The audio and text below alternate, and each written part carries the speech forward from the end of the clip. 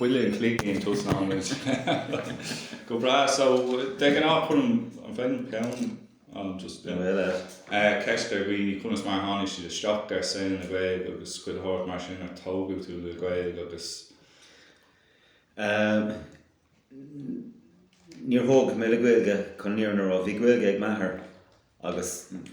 dúirt sin is sa rís chuir de gansaíart na rud mar sin ach ar an mláán trí bhéir ar fad a bhí se níor bhéon Gaeilge mo bháthar as chunta bhuaí sa mar sin níor leabhar dead mar an Gaeilge lena choradh so trí bhéir ar fad a rugach me. Agus chuaigh tú ar scúil fór tú scúlaíocht in Gaeilge nó? Nithe chuaigh mé go dtí scoil na Lánbhéarla in na Brathair sa bhunscoil agus sa bheanscoil. Bhí Gaelscoil agus Gael Cláiste Díortris Thosnú I Drálaí Géirí is na Hochtódaí ach bhí sim olmhór mo áthras na Brathair Christi ag scapise go méid I dachas níos fearr agam ní ra bhéon simachas a Gaeilge caisí na bríste is tócha ag an brád le iad béidir go méid simige sinna Chorcaí an Gaelscoil ach cumar go dtí an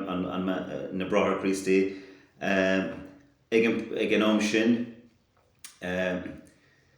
bhí múntóir únta go gom sa céad bhíon Séamus O'Donnell's cuioine me agus bhí na nithe cainte agus na frásaí agus is tócha ag an am sin bhí anna hime gom bhrealam an tanga ag an am sin ag an prot níor bhéine I mar rám rah simachas Gaeilge go fúla so bhí sé simúil ach bhí simime gom I gcónaí ón am sin. Is cuioine nach raibh atmosfér so is frí Gaeilge so rán fiú Cinnte befúla nuair tháinig an fear seisteach is bhí agla ag daoine bhí sé caint as Gaeilge agus bhí daoine just a cumad a ceann síos agus a ggéir go mbeidh an rán críochnathe agus tríd an scoil ar fad níor bhéon rud Gaelach ann níor bhéon rud ag chuir an Gaeilge chun cín bhí múntóirí beidir ceartan ó cóigear an Gaeilge chu tríd an scoil ar fad ach ar an mláán cinnte nó ní raibh. So bhí tusa díogaisiach agus cinna chlí tú leis ag an taiste seáisiú agus an áteist an sin. Se chuaigh mé go dtí Gaeltacht trí saoire as a chéile go dtí Chorcaí agus bhrealam agus is tócha de croise cuinceap dumsa an ag buinteanamh as an tanga agus ag buinteanamh as an saoil. So nuair tháinig go dtí sé ó bliain go dtí an artist bhí sé anna himúil nuair chuig imirce níor bhah as an 150 duine sa scoil níor bhah borta goin I ggéirí rud éige an aanamh ó thaobh na Gaeilge dul roiig I múntóireacht agus gatainn eile ní raibh so haspáinte sin an tip a bhí an córas a dachas ó thaobh na Gaeilge and that was 9 nócha se. Go bra agus cuaigh tusa agus an nád eile seo roií go Cláiste Chorcaí nó chuaigh mé go dtí Cláiste Fádraigh go mbealach lia drom conrach chun tréanáil agus chuaigh sé go dtí Oirscoil Chorcaí chun meánscoilíocht dhéanamh. Ná fós bhí simigam sa teanga ach an rud is samúla is níor bhéon ólas a gom faoi Gaelscoil ar Chorcaí agus nuair bhí mar Cláiste Fádraigh go mbealach lia ní bhfuair mar aon ólas ón Cláiste go raibh an ráha sin an gur féileach dul roiig go dtí Gaelscoilna ní raibh clúgam faoi Gaelscoil. Fiú sa lán an ágadí fiú agus nuair bhí mé ag fás an os a Drálaí bhís gom bhí scoil bheith gasman ach ní dúirte Gaelscoil bheith gasman so just bhí daoine brád that's the Irish school so níor bhéon túram agam faoi leid so nuair tháinig mé amachchas an Cláiste thosaigh mé ag múna I dálacht Brookfield I mbealach lia agus scoil Lánbhéarla mar dúirt mé cos níor bhéon taithí gom níor bhéon clúgam faoi Gaelscoilíocht nó éonúir nó tomadachas nó éonúir níor coolla mé riomh ag téirnig sin ach nuair chuaigh mé go dtí an aistráil I 2002 bhí ag múna ann ar feadh bliana agus bhí sa stíoga scoil lámháin bhí 26 tangacha de friúla and bhí Siopánaí is gachrod á bhúnacha and it's Cuireann páiste Chorcaí agus dúirte you're from Ireland so why you speak in English agus chuir sin go mór isteach orm agus dúirte bhfuil actually tá hanga féin agam agus thosa mé caint Gaeilge agus rinne me cinenne ag in puint hosig me ag déanamh rudí ar líne ag déanamh fisrúf i Gaelscoilíocht agus Gaelscoilna agus rinne me cinenne an am sin nar a bheith me teachtar eisce héan i gabhas a trí be me doisteach bhí Gaelscoil agus sin hála. Agus nuair a déal tú an sin ar an imsí tú ceann ar an bhainte nu an raibh tú fós sa gáras mbealach a tháinig nu. Bhí sa gom nach rás ag dul eisce mbealach lia Cahas Cuaigh bliana ann bhí sa géir dul eisce níos congraí de Cuireann ach bhí post ann a Carrick Line a Ghaelcoch post seadach agus fiocht mé áit sin agus for mé post and then for mé post bún so bhí saonar feig dimlíana agus den tháinig an príomhoide agus san áit seo ach so sin tá sé an tros rinne me go tro na Gaeilge. Cé an Gaelscoil sin na Carrick Line Gaelscoil Carrick Line. Gaelscoil Carrick Line sin Tá sé olmhór tá tipper 700 post. I think some dara Gaelscoil smás tír. Yeah. Agus buníomh sin in lá na buchtáilí freisin ná 8 agus chunas mar bhí sé sin in mún agus go húntaach bhí daoine an Gaeltacht bhí an príomhoide bríúna for sí bás an mína nullag as an Gaeltachtaí bhí lá nútarí as an Gaeltacht le bhí grá sa teanga an agus brevela me mar scoil bhí sé tharbár ná é sin ráta bhí daoine ag chuir na páiste sin go dtíon scoil ceapan héin ó thaobh sais elitism bhí mac agus iníon de doctóí agus trídóí agus rudí mar sin nach bhéin sim agus a Gaeilge agus an rud is measa nuair a críopann siad tar éis an 8 bliana chuir siad a roigadí scoil eile aspéirle and chuir siad isteach and chosig me factus I gábhfuil is 8 chun Gaelchláiste bhunúan because chuir sé isteach an tar éis 8 bliana páiste ag fáil teanga agus dal roiige sé caiúnt agus bhúmar an cá so tá Gaelchláiste anuas Break City, tá sé fuair siad fergur dúin org ach bhí taithí únt go gom Gaelscoil Carrick Line. Sin spéisiúil an rud a leon tú faoi in elitism sin agus céim buntáiste sin dá siúil mar déita díos dul go choláiste nu scúil so príomhoide béal in rud éige mar sin céim. Is tó caiitún ceiste chur I gcónaí I ceann céim fá a chuireann tuismithór páiste go dtí Gaelscoil agus breithtear an counter agus míóid me an difríocht sa counter seo atá deise héin míbhfuil táiste gur fad I gan brad le Carrick Line in a rás agus ceapan an son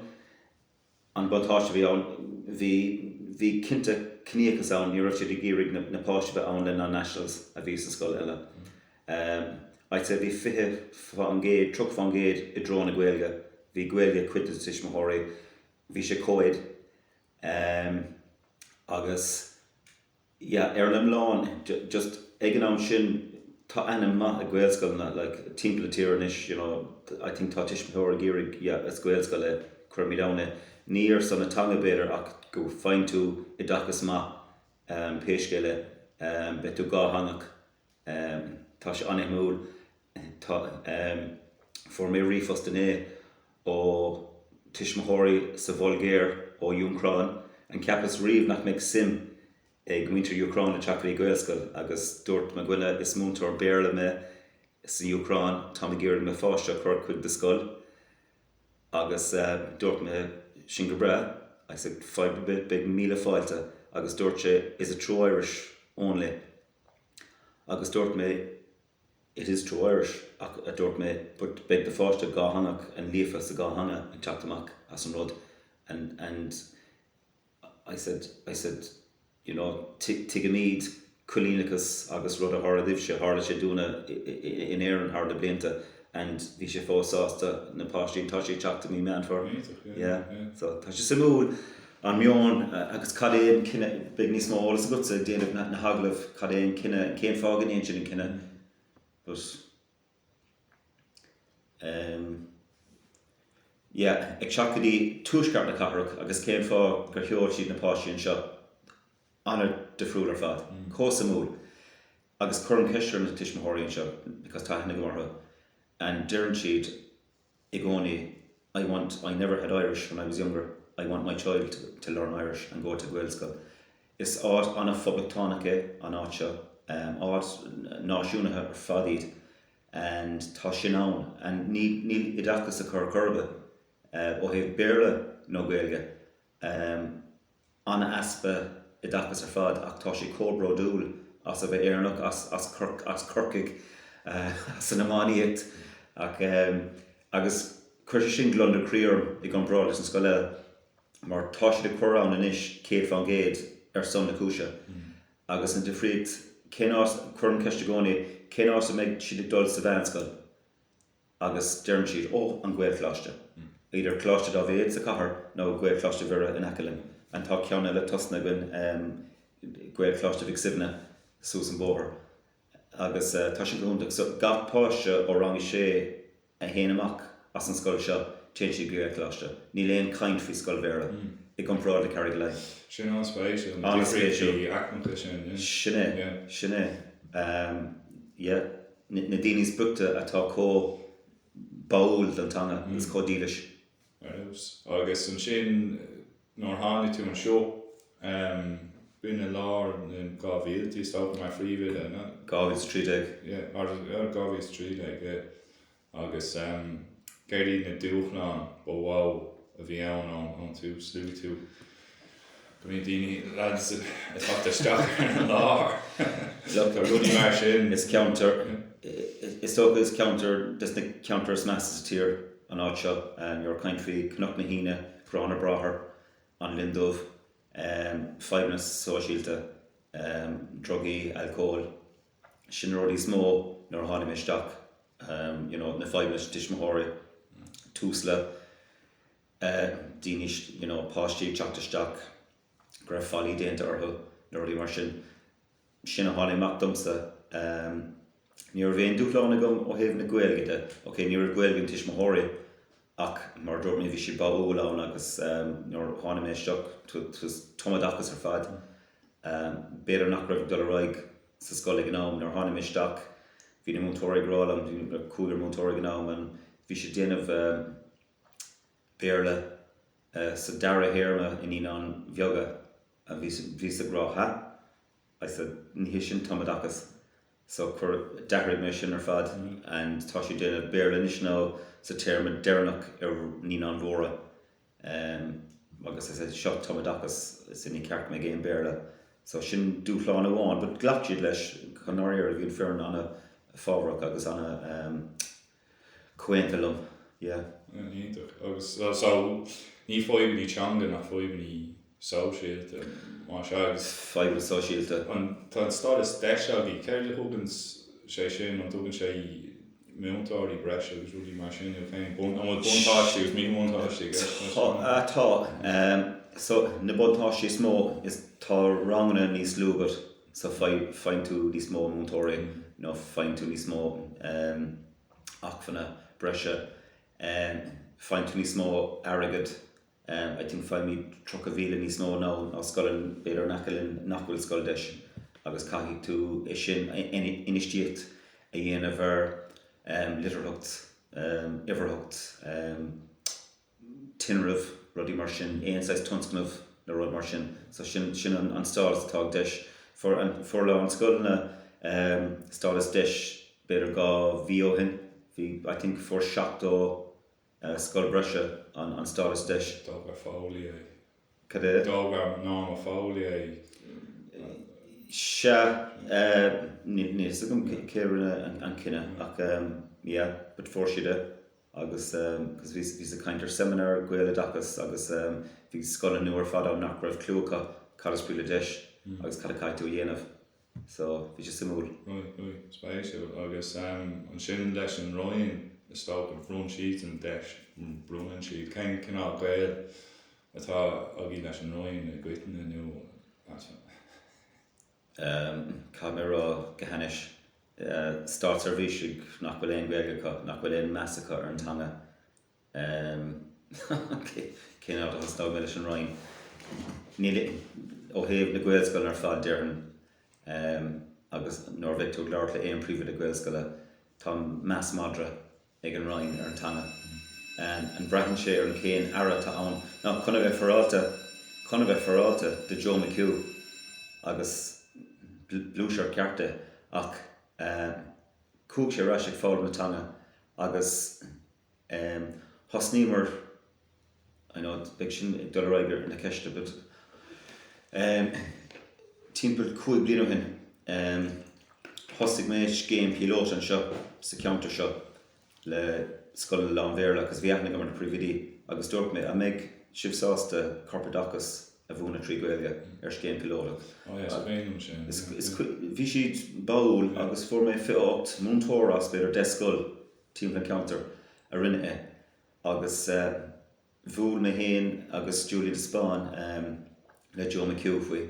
agus bhí mar grá dibric sé taspáin sé seo an slí dhéanamh tomadachas agus peoch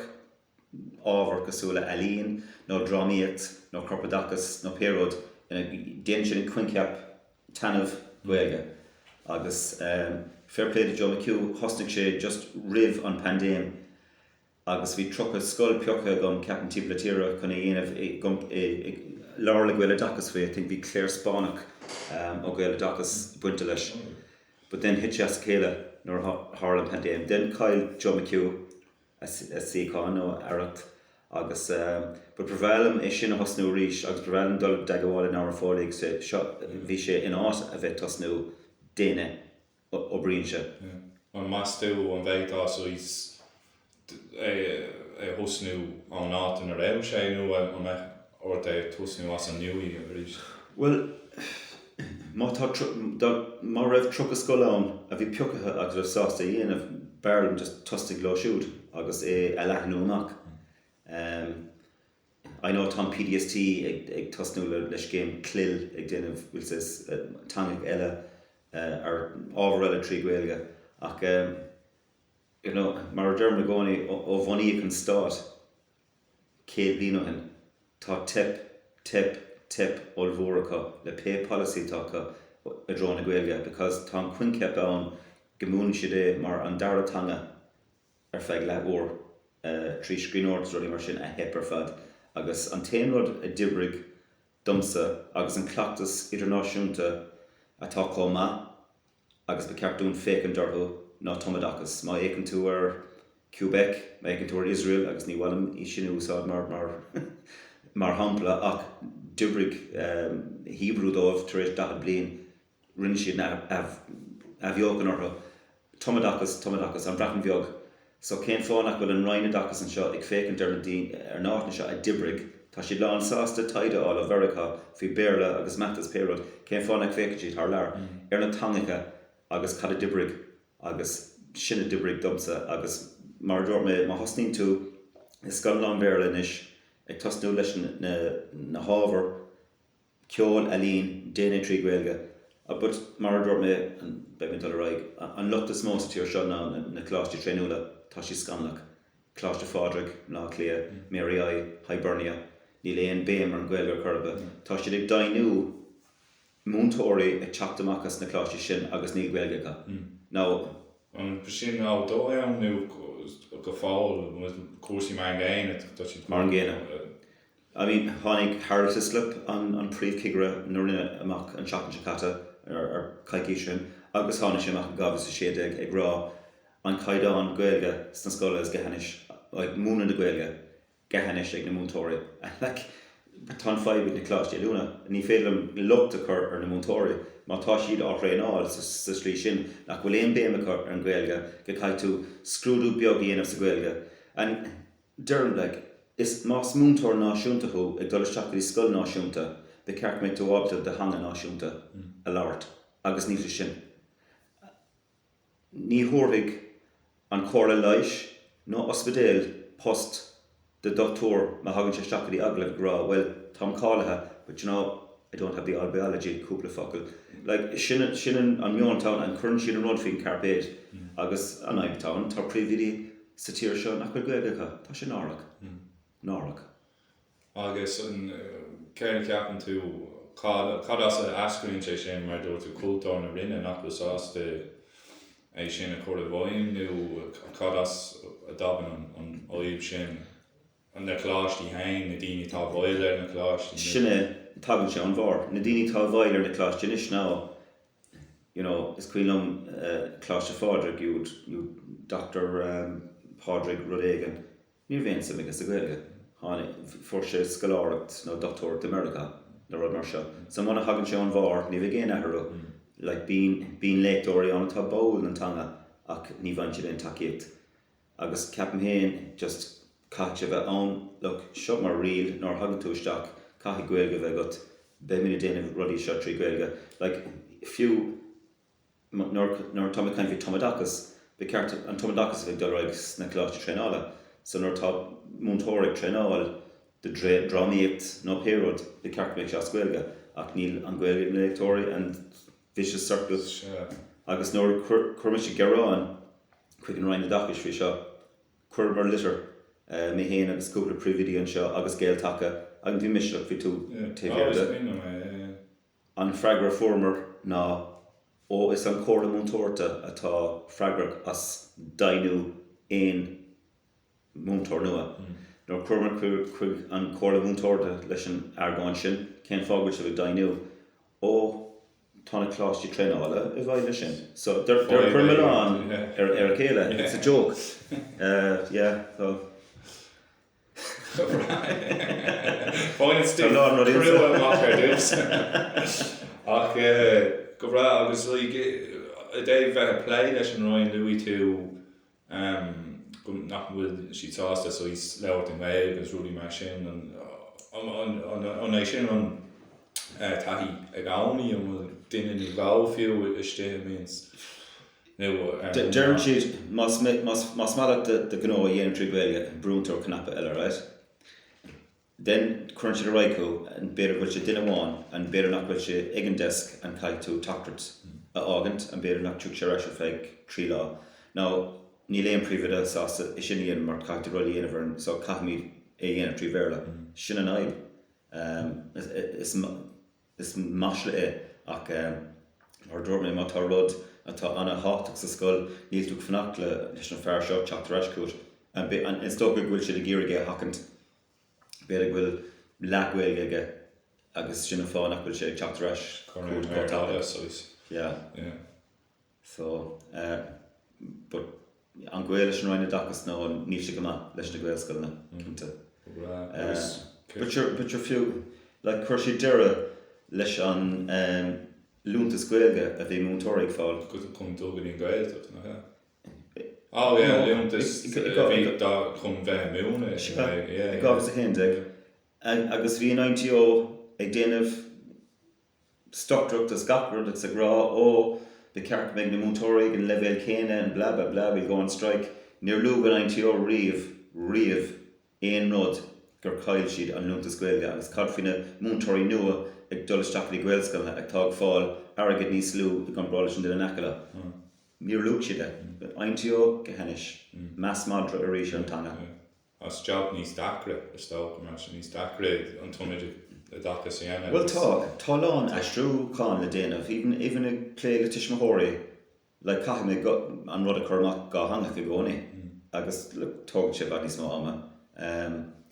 like it's arrogant like find to I don't know 1,500 gross sa bhliain a bheith múna sa Gaelscoil nó sa Gaeltacht Chorcaí sin an cad aontu ach but just tá sé mí forálta ceapan go bhfuil múntóirí teachtamach tar scoil a hénde ag fáil níos lú arrogant agus mar dúirt mé níor lúg aine nó níarna aontu a aon rud faoi chunig mé sin a dul séas na hochtáilí fiú bhí si tosnú gníomh i gcuine na bheith an áír agus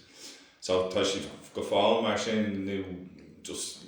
níos oes masach go bhir nus rud imirce so well look an fearrta ann John Boyle tá Gaeilge sa tír chun le ach ní chuann siad éon rud a raig ní chuann siad Gaeilge chun cín ní lún siad nóair hagan an cigre na rinne ag amach leis an rátas tá an caiidán go hanis san scoilna le an bhéire ní dearn NTO faic faoi agus ní siad éon iireacht rudaí a dheosú so sin an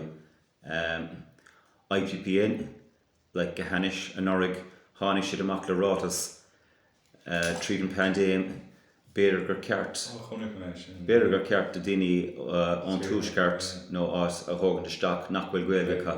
agus ví ar an radio na Gaeltacht faoi ar bula And I said, Tommy, we're involved in IPP and you've won ein scale for you. And I said, Tommy, gwine go homlaner. Cuireann sé mashler an tanga. Leith.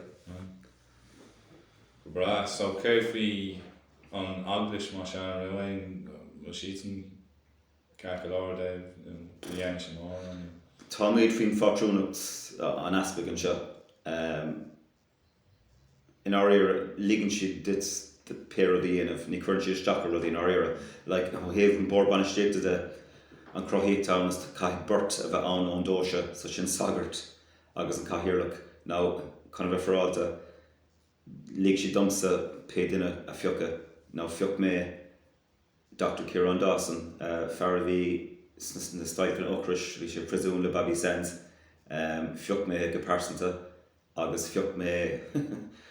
corridor Sinn Féin, Tactadal Sinn Féin, agus Daniela. So yeah, the nickname is the Army Council, and Sean on board one shape this counter shot. Yeah, but ligan an dóisí who ach ag gnám céine ó hebh na Gaeilge de Simdal Aige is coming up. Like tá cúpt an aglis ag ísliú ar fad, it's keen to it, like the educate together as talk fast, agus ETBs agus, so big sin imethe. Ach look, Tom Sásta mar ligan si me parody and like piocan gat in it on fubble na tish mahori paid in it, so Tom Sásta going is board ban state ní bhaid me triple fine taki tam non. So tá sé éagsúil mar hampla an hochtál í nó bhí siad níos láidre agus bhí an sagart mar Cathair agus bhí ort éiste leis agus péad inis breaks a dia it's tan cooked and private a captain branch an scoil stocha ach tá sé go huntach agus tá sé go huntach bhfuil daine ann le Gaeilge agus Simica agus Fobbaltánas agus tá an cultúr agus an star scapard like rinne mar lán rodín seo a bhí anna conspórach like in édig ar gabhas sédig thug me lily the Gaelscoil fáiste agus like hí na lilies hí coscar na lilies beidir 5 bliana hen chun é fiú a díl ach rinne mar cinenne mar bhórd seo an slíúil be déanamh agus ní bhór mar aon gearán hisismóirí was stocha bhí scoil eile ná an daoine gearán fún that we were raw Fobbaltánach mar scoil bus cuma. Éintach agus tá sin an spéisial, okay, so tá an Fobbaltánach dus fit a fiúta so is táinte éintach agus an néartha gur eiscilt é sin a déir na scoilna de nu an sé feiceart a scoilna eile nu céin cinál orintmíon seanas idir daoine tá Fobbaltánach agus daoine tá cinál neamhfolitiúil na scoilna agus tá sin ann a dul siar agus yeah, look, ní leithnig am raon scoil eile a bhfuil có a dhéanamh sin like níos agam I mean bíon céalaí gin gat mí like 60,000 le haigerán a bhíon 60,000 geart is cuireann bhí sig múna cláis na bhíon agus heaspáinte dún chuna a heasamh a geart it's rudí beag mar sin bí me grá leis na páiste gcónaí ná fécar na himróirí Páirc an Chrócaigh atá a lábh timpeall ar ó hain I said seas Taspán vast daoine for boss. Just nóirí mar sin agus ach ní bhfuair an Gearán, but is cuilam bhí daoine caint fún all right, bhí ráflí dul timpeall it was an IRA school rudí mar sin ach look is come sa díl dás mar an scoil tána hifricha go húnta go gin so ní pressure stacarn tá is ag daoine nar hagann sé stacar scoil cén cultúr tá sa scoil agus sinna agus seasan tún fód. Agus mar luí tú an tús buine sé sin beag leis an múniús acmach den áit like bheith sé an dechar an Fobbaltánas cóp an cín Carry gan Cinnte bhís ciún golóir an son but bhís mar bhúltóirt ní raibh mé áit déanamh dhéanamh ar leith mar fí vida is féidir na cinine dhéanamh agus an seasamh a dhéanamh ach mar dúirt me is úntach an áit seo ná tá sé anna himúil mar counter you've Sinn Féin but you've Elan this na they call asaontaithe you've the 32 county you've the Workers' Party it's anna himúil an star san áit seo a Gaeilge county anna himúil agus na splits agus na rudí eile hála ach ar na mlán is lucht ibre iad agus bíon an measacha an rud sin agus an cuin ceap sin. Ionta. Agus Dave, lu tú educate together and sin, I mean, ein canal, well, count by Dorish, well, schools count, or I mean, tá ceann sa Cathair, ní ein tíimla go persanta, ní ein tíimla sin an fiallsúna tú tácha ar Chorcaí. Now, ní ein aibh gom nach bhfuil ein really gún ná, agus alán daoine héana ná der frit Catholic ar fad. Ach ní léon smat na scoilna sin. Jesus, tá cultúr defriúil ar fad acu. Nóir haon tú isteach ann, ní caite déon éadí scoile bíon páistí ar an bord banistíocht rudí mar seo, tá sé it's có oscailta an tó hippie, ní bhfuil an focail sin úsáid, ach ní bheith na bhábhara agus ó thaobh na Gaeilge de na. Beidir bhfuil Gaelscoil sa tír so atá idirceir agus le Gaeilge. I think Gaelscoil Gurtálan ina méid óin. Tá sais roint, tá patrúnat rointeacha idir foras patrúnata ceapan agus idirceir anna at ar fad an slí bhfuil sé déanta níos gom, that's a dul siar. Ach ó thaobh idirceir agus an aibhta ann is tá an Roinn ag tuairt lán takeíocht, it was Rory Quinn Hustnaige, he was atheist. Thug sé lán takeíocht the educators, Hustnaige lán scoil educator nó bhí sé mar ara, agus rud is massive, mas smín tú bhí Carrick line. Tá seachéad páiste ann sa Gaelscoil agus bhí scúna fada ann, agus bhí an géargá Gaelscoil nua hasnú ann, agus nóir tharla sé dúirt an Roinn, oh well, you've won Gaelscoil, there's enough, we'll give it to educate together. And ní raibh an éileamh ann to educate together, and tá educate together bháin an hena féin, so tá gá educate together is Carrick line nach Gaelscoil bháin. Scanlach. Tá spáinte sin meán na rinne a rís agus an start a rís a dhéana na cinní seo. Tá si de grá, be cearc beag an lá ag chat, be cearc meag 3 Gaelscoil in Mala in order to count one, because Chinishly which I done, but Captain she'd not have Gaelscoil one on is sloweration. On 10 after tier Captain's in Ballincollig Chorcaí tá gá Gaelscoil on ish. Mar an Gaelscoil small sa tier is Ballincollig Gabriel a bhí agus hacaigh sé Gaelscoil nua vanú agus tá gá Gaelscoil on, but seacha sé an bhaile eile sa tier ní dul an Gael, and tá an éileamh ann ag gur gá ná 3 Gaelscoil in Malta nish, but it's on Roinn atá ann, and they say, oh, we have to diversify, we have to be fair. Gaelscoils are usually under the Catholic Church, blah blah blah, can't meet a hurt, they educate together, so need to meet a overraid. So tá sé le gúsá, tá sé de buint las as educate together an Roinn chun cinál mhaile í ana bheith fás an Gaelscoil Dearhanne. Now ein scoil nua a bheith bunathe ní bheith sé fi fátrúnat na Catholic bheith sé fi either ETB, community schools, no educate together, and sin an aibh atá ann. Now,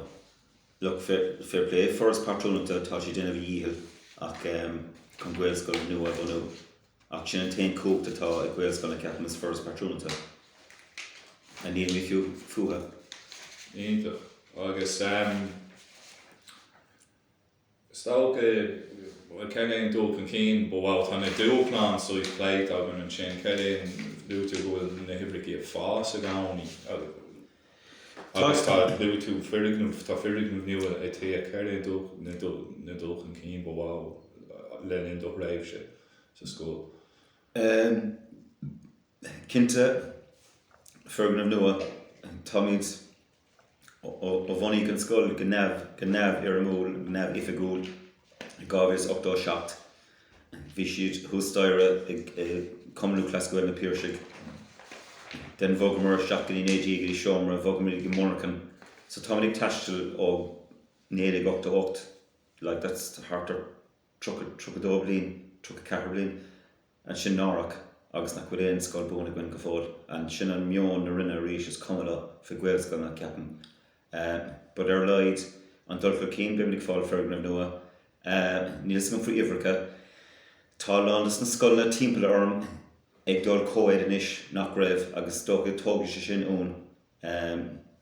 So nílas an cén fága cheolan tuismóirí go dtí Gaelscoil an seo ceapan formhórdómh is ar son na Gaeilge ceapan taobhile again cníocas do you want to be sit next to a black ag scoilna eile sin an meána tá ann foréir agus béidir cóid. So inis beag sé simúil amachchan just tócaí an cumad mí na himhreacha like tá míid ag fáil níos mó níán sa scoil seo ná aon scoil eile le deimlín anuas stoc an sin go húntaach mar tá comórtas an tá lán scoil an ach nuach má cumad míid é sin tagan beidir 35 go dtí 10 páiste isteach gach bliain gáithre suascaí rang sé má cumad mé sin be mé sásta. Agus céir faoi nascaní an sin le Gaelscoil na eile míonn se bhíh Cinnte lá naintí sport agus rúdí mar sin? Tá nas mór go ná le Gaelscoil Ghaeltálainn cos sin an ceannas congríún, so le seachtar a Gaeilge ná búil míad a chéile le chéalaí díospóireacht trána gceist. Agus an sundan tá comórtas a gin it's called Féile Pelle Gaelin timpeall tíre so tá i bhfáil ar an áit seo so chun tugann cuireadh dus na beidir tá Chuaigh scoil déag beidir timpeall na cathair Gaelscoilna agus tá comórtas go ná i lár mí bhealtaine so bíon blitz pelle gon an na bhúlann siad le chéile agus bíon Gaeilge ort agus má bhún siad tionchar aige dhéanann Roinn i bort lága ag ór an craobh so is ruúnta sin just chun go bhfeiceann an páistí gohfuil Gaeilge ag páistí eile agus go sin nádúra. That's another tátaí. Íntach agus an dainseamh an leith nascaní leis an Gaeltacht an sin dainseamh. Bhí nós a bhain roimh pandéim le páistí rang sé dul go dtí Dúnchuin mar anam Pheig Sayers ar an scoil so bhí mar dul amach go dtí Blascéad agus ag taspáint ó Tig Pheig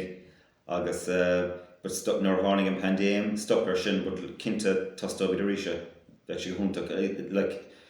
páistí ó an ceantar seo tuaisceart na cathrach like ag dul go dtí na Blascéad is just wow. Even the dollar mark from tour. Yes. Agus muintear na Gaelta cloisiint so cinnte be mé glenn sin. Thusnú bhfuil an Cuireann nó céin bonús a bhí le anam nó na scoile le Pheig Sayers mar tá sin cinál dána go láir sin dhéanana nar atá at féin an beán atá. Well, Bráthar Buzang was an fear an sagart a bhunig an scoil seo é héin agus cúpla mór agus is tócha obviously Poáis Pheig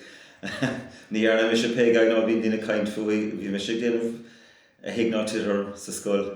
in an Pheig Mike Déanann by legend ach is tócha tháinig sé suas leis an tanam sin Pheig Sayers agus but is úntaige is brála mé mar is Cuireann mise is brála bheith Chorcaí agus anam Cuireann ar an scoil.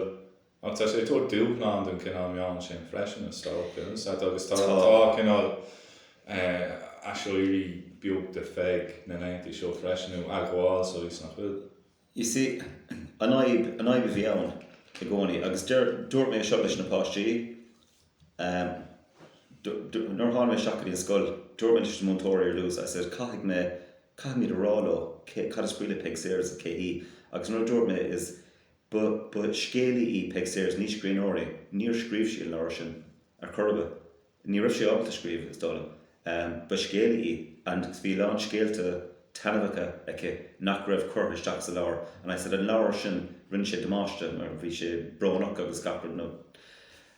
so nó tháinig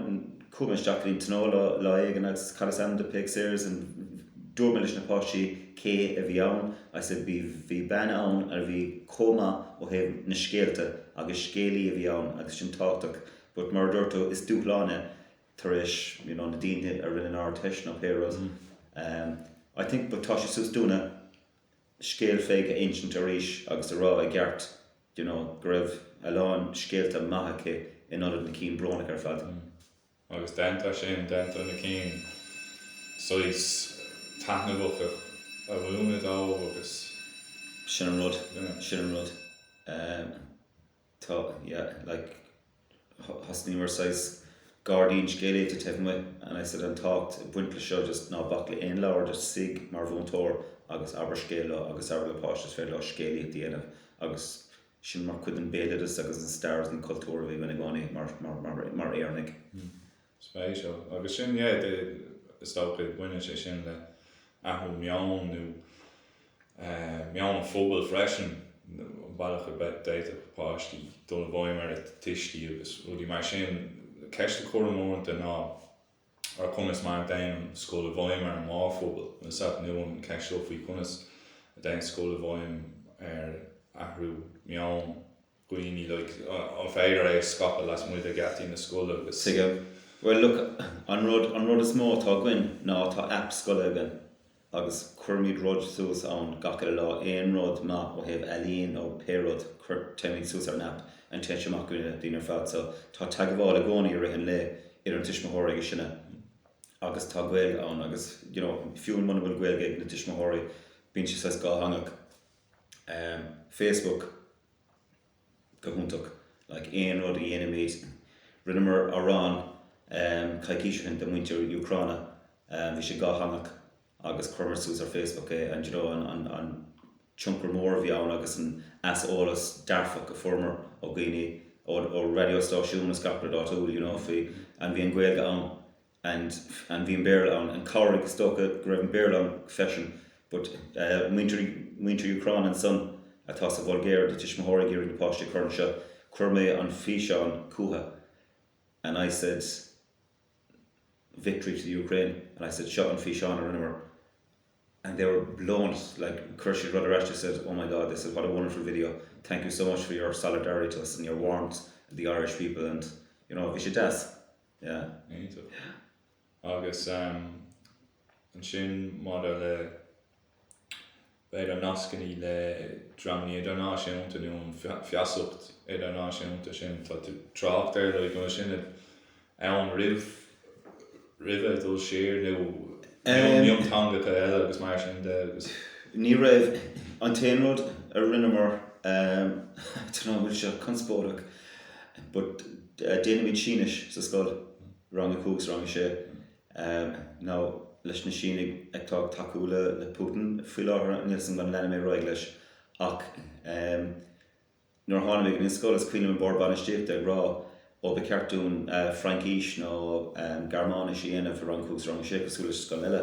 and I said cén fá I said cad é an buntáiste é sin I said ní bheith géanaí dul go dtíon rank ach blianta sira and I said na gá hanga is mó ar danis ná Spáis agus sínis agus I said amach just tócaí sin an slím ag sé dul so rinne me cinenne Cuireann Dawson ó bríonn sé in Ghaelscoil Chorcaí agus mún sé Gaeilge dus na sínig go hagan he said tos ná míide agus tá míad déanamh sínis le sé bliana nús ná rangús sé fine sheet tastas ó Ghaelscoil Chorcaí like UCC cert that they have done Chinese studies which is go húntaach the scoil dish sin is tú dúchán na Moyers agus na daoine sin bhí gánaí ar ná film Gaeilge film síne sin a film do gáil but seachas é sin I think we ruddy again actually we should be na páistín seo scríomh go dtí tír na bascach go dtí scoil an son but like ó heh ruddy idirnáisiúnta níl marrán á dhéanamh again seachas é sin seachas an síne se agus a raibh si bhfuil luú tú an fóbal agus mar sin de raibh tú feasach ar glúiseachtaí eile las muid an scóil glúiseachtaí sáisialta nó políochta nó glúiseach na Gaeilge gach Chorcaí be an gháileat tá buirte le Gaeltacha mé héin so sto bhí mar seach san ónad agus déanamh roiid le Gaeltacha agric díile déanamh sin féin lán rodíonn seo ní chuirm amach anim sin féin mar tá géir bheith nódraach fi rodí ach tá sé Jack really mar bhunscoil I think mar bhanscoil bheith de friúil be tú ábaltar nascna mar sin iad níos lára ach go mhunscoil tá tú caiintí páistí an áir it's really tibh istigh an scoil íon tú rodí agus Ceir fí glúiseach na Gaeilge gar Chorcaí tá liú tú fáimní an sin. I don't know, God, doing sin luach cum sé láder agus an bhfuil nu sí lag nu ceirí né dúplán an glúiseacht agus mar bhaine sé le an den napáisi an a Gaelchláistí roiisteach sa glúiseacht nu san Ollscoil agus mar sin de. Ceapan gúil sé láder. Ceapan gúil sé láder. Tá ní smó Gaelscoil na Ghaelcaigh ná aon cúnta eile per head of population stocha. And bhí sin ná na gcónaí. An aib i Ghaelcaigh is ná tá lán agréigtí Gaeilge agus ní hagad siad le chéile. Ná nuair hosta mé na Gaeltacha gábhas 8 bhí sa gírig teag bhála dhéanamh leis an daoine seo agus cófií an ngeanní dhéanamh ní raibh mé ábalta. Tá daoine fós nach gláirín you've Gaeltacha, you've Gaelgóirí cosisií a dhéanamh rudí féin, you've Conor Gaeilge nach bhfuil láder curba, tá grúpa beaga san Ollscoil, you've an cúlacht san Ollscoil atá láder i gcónaí ach tá siad gírig a rudí féin dhéanamh san Ollscoil a bheith in Ireland sa Cathair mar bhí léin. So sin an aib ceapan atá an na Ghaelcaigh, because nuair tháinig siad síos chun an plan baile servise Gaeltachta dhéanamh tháinig an Roinn síos an first na Gaeilge first ná tosig le.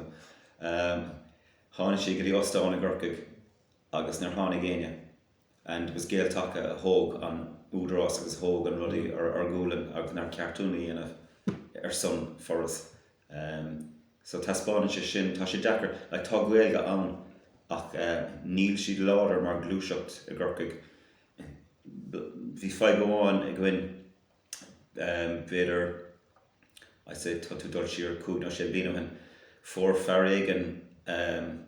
cail sé fust in the Flying Enterprise pub de bhargur sé cain Gaeilge ná an cuiine sin. And that was a tip. Yeah, no, vi go scaled an rutsin ach ní raci bheith seachtain cos bhí orm sa búla ach sin an tain I think a hóg sé na Gaelgóirí go léir amach ar an sráid agus cheasan tíh mit an pub ag déanamh ar gcónt agus déanamh factas but seachas é sin i pócaí in áit trúla nach bhfuil le chéile tá duine testáil níimiise ach chun iad hóg le chéile tá sé láder an thorm sé Ghaelcaigh. Láder ach scapi a bócaí agus sin an rud. I mean, well taspáin sé, like an Gaelscoil is más a tír is Ballincollig agus tá gá Gaelscoil lá and an cúnta is mó he Gaelscoil is Chorcaí. So taspáin sé sin tá sé an agus tá an báúlacht da ach chun teach le chéile ar glúiseacht deachar. An muineann sé leis an tírálaíoch beir do chuann sin an blach léagúimna domta sé cinná scapi i bócaí freisin agus mór tá Gaeilge á leabhart acu mar hampla mé ferriiste tá gach éin isteach go buna sa carta bhágar na bháil agus an muineann sé leis an tírálaíoch. Well, tá agus níl ach nuair thógann tú san áireamh nó chuir tú san áireamh isteach sa Cathair there's grúpa you've Gaeltacha and you've Conor Gaeilge you've cúpla curtal chorá atá neamhsplach and you've Gaelgóirí cosisií agus nuair chuir mé ceist ar bhean ó Gaelgóirí cosisií look an tugadh sibh ar bhórd Gaeltacha ar bhar bhórstúr go mé le chéile ní láir leis an fersin a churban caihireach Parsonty Cinnte yeah so and níl sé gonéis le curií go teachtasteach is grála ar bhór gachrod. Aonach agus stócha cén fáil go nnéanann tú an obair fáil son na Gaeilge?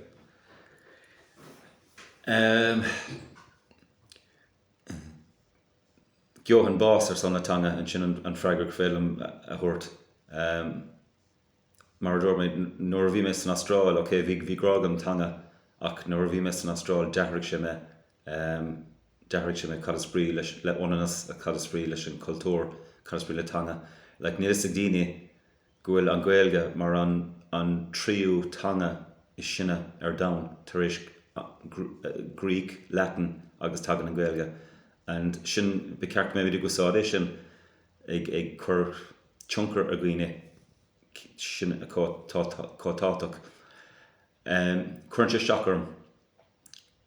I gcónaí gomsa ag fás anuas bhí an poblacht talas mar céad rud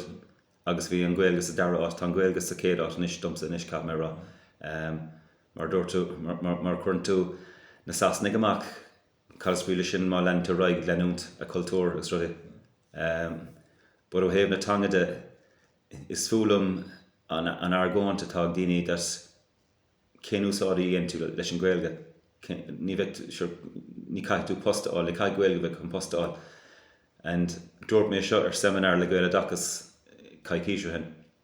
and I said is cuma cén áit a bhfuil tú is bota atá ú ní caiith tú a bheith ilte nó éonrad chun teanga bheith agat agus cad spríle an Gaeilge I said bhí mé sna áitina is booked ar down bhí mé Thailand bhí sa Bali and bhí páistí ar na sráidna ábalta béarla lár lumsa chun rudaí a dhíl but fós bhí si gláirt a teanga féin so I said is fill running céine aanamh an seo you have your céad teanga your teanga dúchais that's who you are and it's fill let an béarla bheith go freshen for commercial purposes cosúlis na páistí in Thailand and I said they didn't have a fucking education and tá siad ábalta a dhéanamh so I said ní glacham leis an argáin sin it's faoi de féin bhaín agus chalastat agus teanga a héin siar có fada so sin é Héidir ar leis as an wat ein ru eile le chóir at leis ein scéalte nó ná luí mis ná cheisna mé tú ní dólam dat sé tú cain rád an is Níl just tom cosáasta áit an bhfuil mábalta a héal a dhéanamh trí Gaeilge stócha bí man seogadí being buinte leis like madan I've read on the Gaelta I've an skull ag an deir seachtainna is tócha tá sé dachar I suppose tá an dímá smó tágam ná an dachrat an Gaeilge bheith go ag an deir seachtainna as ná hentu dí tátarna géirí ná as na nachhfuil sé an meas atá daoine ar and is dúchláán áil mhóra conas go racha bhí de bhaim ar daoine chun Gaeilge láirt an beag simar an ceapan ní léon slí eile ach tasna leis an áige a tasna le tomadachas tasna leis de páisi sin goméid sin ádóra agus denir táisi mar daoine fásta tá sé roi ecarnis like seachtain Gaeilge is a joke ceapan hé like you're a géirig brú chur daoine Gaeilge láirt a feith seachtain and then tá sé imithe den cuireann bhí ní aon sé cíldam ní aon sé cíldam actually bhfuil lá éile Pádraig á céilóra goin mar lá náisiúnta he was actually Welsh be ceart me bit Irish mac na Casca mar cosúlis na Americanig agus muintear ranke as your Independence Day mar lá náisiúnta tá me dul ignis ach yeah sin I suppose sin a dímá mór even ma Colleen rinne si Gaeilge sa chláiste agus ní leann si Gaeilge ná testbáin sé sin and ví sa Chorcaí agus an rud dúirtí rinne si Gaeilge in Ghaelscoil Chorcaí and she said near of ein leith teanga leabhar hagan she said it was all screen orth she said Tom ábalta Gaeilge scríomh and she said níos fearr ná Gaeilge a leabhar and tá drogalar é Gaeilge leabhar ná bhí mar cain Gaeilge tháinig sa fortin Gael an seachan Cathair mar bhí sé áisiúdún ní raibh géirig an duine echelin a cloisiint ach taspáin sin tá tip all mhór sa chóir sa dachas and Tá luúbar lá éigen sa gáras. Cadé? Tá luúbar lá éigen sa gáras má tá daoine ná scríomh níos fearr ná tá sin ná leabhart. Mar deir me gcónaí cad spíle teanga I said your tongue I mean you speak it bethe teanga láirt ach an slí bhfuil sé múnta tríd an córas a fad is mí cearta fad an capmí tosnú an son córas a dachas Roinn Oideachais polasathe an le cúnamh dé tasná ag scoilne leis géim pilóta agus ag láirt an teanga is cumalum má tá fáib nó botún in gramadach nó éonrad mar deir me gcónaí tá na sasnig ag déanamh botún gach le lá ina teanga but ní crutchan tú na daoine ó Oxford ag chuir núsartha but má dhéann tú as Gaeilge in éireann it's sin tro Gaeilge sin áid freisin beidir na fríor Gaeilgóirí atá ann a beidir tá ró crúar ar gcuine agus beidir just ligdómh má lárann siad ag déanta botún just ná aberla Fearr Gaeilge briste ná bealach leis sin cinnte ar nóta sin What do you mean, man?